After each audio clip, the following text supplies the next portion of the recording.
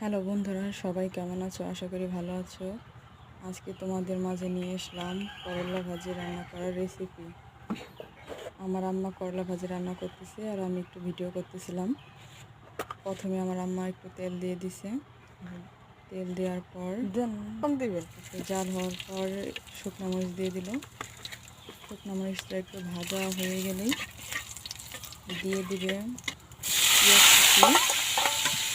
এই যে পেঁয়াজ কুচিগুলো দিয়ে দিচ্ছে। এখন দিতেছে কাঁচামরিচ দেওয়ার পর হালকা একটু নাড়তেছে। নাড়ার পর এখন দিয়ে দিবে হলো লবণ। আপনাদের স্বাদ মতো আপনারা লবণ দিয়ে নেবেন, যার যার যেমন পছন্দ, যে যেমন পছন্দ করেন সে ওই রকমভাবে লবণটা দিয়ে নেবেন। এখন দিয়ে দিতেছে করলা দিলাম। করলার সাথে আলু আছে। করলার কালারটা খুবই সুন্দর। আর আমার হাতের ভাজি রান্না করাটা খুবই মজা লাগে। এখন দেখেন যে করলা রান্নাটা হয়ে গেছে। করলা আমার কাছে গরম ভাতের সাথে খুবই ভালো লাগে।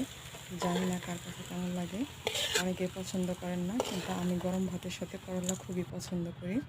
আর আমার হাতের করলা রান্না খুবই সুস্বাদু হয়।